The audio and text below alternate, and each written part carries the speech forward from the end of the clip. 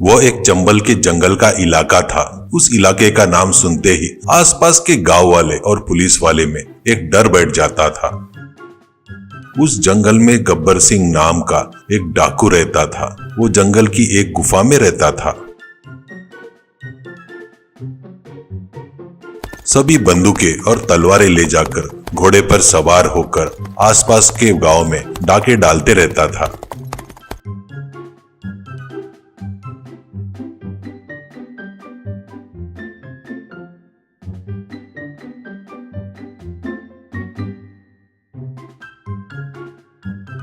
चोरी करने से पहले उसका साथी पूछता है, भैया इस बार कौन सा गांव लूटना है?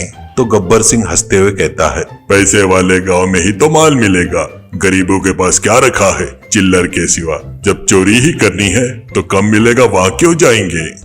अमीर लोगों के घर पर, बैंक में, सोने की दुकानों में जो भी दिखता था वो छोड़ता नहीं था।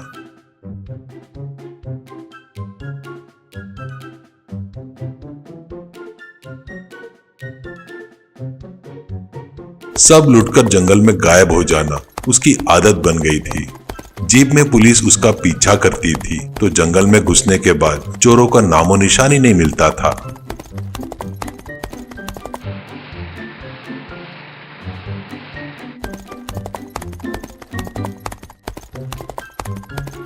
उस गब्बर सिंह को पकड़ना ही इंस्पेक्टर विक्रम राठौड़ ने अपनी जिंदगी का मकसद बना लिया था। वह बहुत ही सख्त और अनुशासन प्रिय अधिकारी था।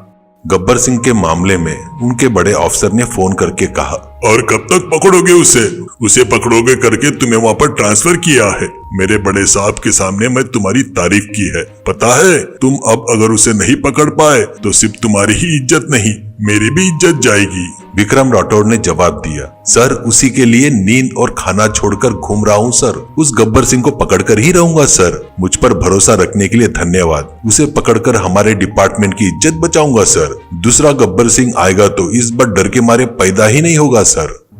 गब्बर को कैसे पकड़ना है इस पर वो अपनी टीम के साथ हमेशा चर्चा करते रहता था। अगर मैं इस बार गब्बर को नहीं पकड़ा तो मेरी वर्दी का कोई मतलब ही नहीं है। वह कितने दिन छुपकर भागता है मैं भी देखता हूँ, वो अपने साथियों के साथ कहता है।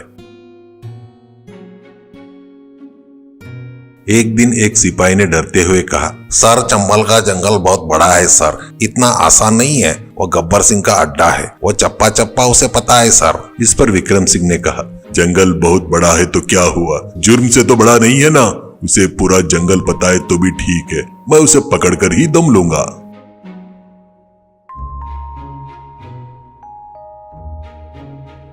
चंबल के जंगल के पास बस्तर नाम का एक छोटा सा गांव था। उस गांव के किनारे एक पुराना ढाबा था। उसके मालिक का नाम बिट्टू था। वो महाकंजूस, 1 रुपया भी खर्चा करना पड़े तो उसके हाथ कांपते थे, इतना कंजूस था वो।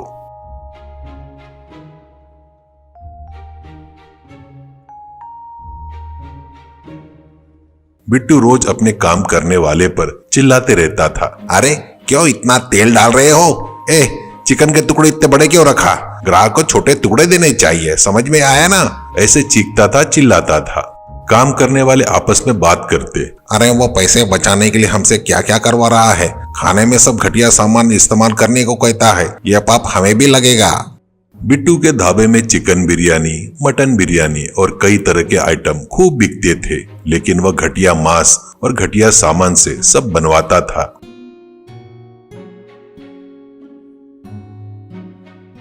एक नौकर ने कहा, अरे मालिक ऐसे मांस और सामान से बनवाए खाएंगे तो लोग बीमार पड़ जाएंगे।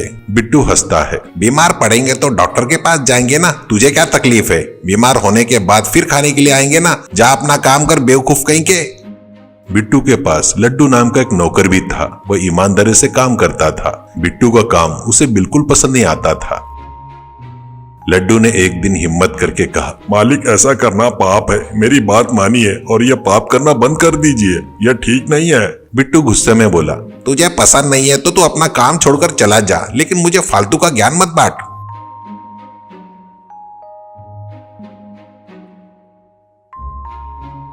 हर साल 31 दिसंबर की आधी रात को बिट्टू बहुत सारा मटन बिरयानी बनवाता था। उसे ढाबे के सामने डेरा लगाकर बेचता था। साल का आखिरी दिन है बाबू, साल का आखिरी दिन, आधी रात को आइए आइए, पीना है, खाना है, जूमना है, पीना है। आज रात एक मटन बिरयानी खरीदे तो दूसरी फ्री, एक खरीदे तो एक फ्री। आइए, ये मौका हाथ से मत जाने दीजिए। बिट्टू ऐसे चिल्ला रहा था। तब लोग झुंड के झुंड में आकर खरीद रहे थे। यह देखकर लड्डू दूसरे नौकर से बोला, हाँ, बोली जनता एक खरीदने पर फ्री मतलब वो बिरयानी कैसे बनाता है यह भी नहीं सोच रहे हैं। इसका मतलब उन लोगों के लिए ऐसा ही आदमी सही है, दाम कम रहे तो बस है। यह जनता किसी के भी पीछे भागती है, पागल जनता। एक दिन गब्बर सिंह अपने गिरोह के साथ बिट्टू के ढाबे पर धाबा बोल देता है। ढाबे में मौजूदा ग्राहक उन्हें देखकर डर के मारे भाग गए। काम करने वाले भी भाग खड़े हुए। लड्डू मात्र एक कोने में छुपकर सब देख रहा था। बिट्टू कांपते हुए गब्बर सिंह के पास आया। गब्बर भाई, ढाबा लूट के ले जाएंगे तो आपको क्या मिलेगा? गब्बर बोला, अच्छा क्या रे, हिसाब सिखा रहा है क्या? बिट्टू ने कहा, मेरे पास एक उपाय है भाई, वो काम करोगे तो मेरे ढाबे में मिलने वाले पैसे से कहीं ज्यादा पैसे मिलेंगे आपको। गब्बर सिंह हैरानी से पूछा, क्या है बोल, अगर मुझे पसंद आया तो तेरे ढाबे को कुछ भी किए बिना चला जाऊंगा यहाँ से, बोल क्या है? बिट्टू ने इधर उधर देखा और धीरे से कहा, अरे गब्बर भाई, आपको पता है या नहीं, पर मुझे पता है 31 दिसंबर की आधी रात को मैं यहाँ पर मटन बिरयानी बेचता हूँ। वो इस गांव वाले लोग बहुत पसंद करते हैं, लगभग पूरा गांव खरीदता है मेरे पास से। आज 31 दिसंबर है, आज उस मटन बिरयानी में बेहोशी की दवा मिला देता हूँ, वह खाकर लोग बेहोश हो जाएंगे। गांव के सारे घर आप आराम से लूट सकते हो ना। गब्बर सिंह हंसा, अरे तू तो मुझसे भी बड़ा चोर निकला रे, तेरा आइडिया मुझे बहुत पसंद आया, इस बार तेरे ढाबे को छोड़ रहा हूँ। कहकर सब लोग वहां से चले गए।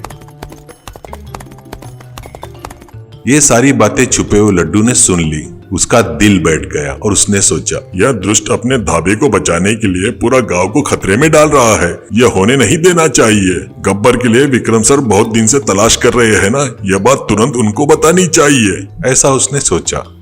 फिर लड्डू सीधे पुलिस स्टेशन गया। इंस्पेक्टर विक्रम राठौड़ के सामने खड़ा होकर सब बता दिया। विक्रम ने हैरानी से लड्डू से पूछा, तुम जो कह रहे हो वो सच है लड्डू? लड्डू ने जोर देकर कहा, सर मुझ पर भरोसा कीजिए सर, भगवान की कसम खा रहा हूँ। 31 दिसंबर आधी रात को पुलिस वाले सादे कपड़ों में ढाबे के आसपास छुप गए थे। लोग बिरयानी खरीदना और खाना शुरू कर चुके थे।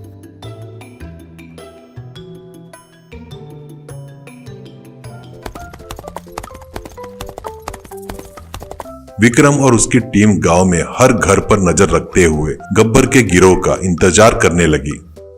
आखिरकार गब्बर का गिरोह गांव में घुसता है और एक घर में चोरी कर ही रहा था कि पुलिस ने उन पर धावा बोल दिया। हाथ ऊपर करो, इस बार तुम्हारा खेल खत्म, विक्रम ने चिल्लाते ही गब्बर सन्ना रह गया। इस तरह गब्बर सिंह और उसके सारे साथी गिरफ्तार हो गए। बिट्टू को भी पुलिस ने गिरफ्तार कर लिया। कोर्ट में जज ने कहा, अपराध करने वाले के साथ अपराध की योजना बनाने वाला भी बराबर का दोषी है, इसलिए तुम सबको कड़ी सजा सुनाई जाती है।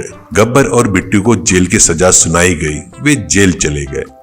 विक्रम राठौड़ ने खुद लड्डू को पैसे दिए और कहा, शाबाश लड्डू, गब्बर के पकड़ने के लिए तुमने जो अहम भूमिका निभाई थी, इसके लिए सरकार ने तुम्हें 10 लाख का इनाम घोषित किया है। ईमानदारी का यही इनाम है। लड्डू ने कहा, मैंने अपने गांव को बचाया है सर, मैं वही चाहता था, वह मेरे लिए काफी है सर। चोरों से हाथ मिलाने वाला भी चोर होता है, लालच और लोभ से बढ़कर ईमानदारी बड़ी होती है सर, आखिरकार वही जीतती है सर। डियर फ्रेंड्स, अगर आपको ये वीडियो पसंद आई तो हमारे चैनल को लाइक, कमेंट और सब्सक्राइब जरूर करना और हाँ, अपने दोस्तों के साथ इसे जरूर शेयर करना। धन्यवाद।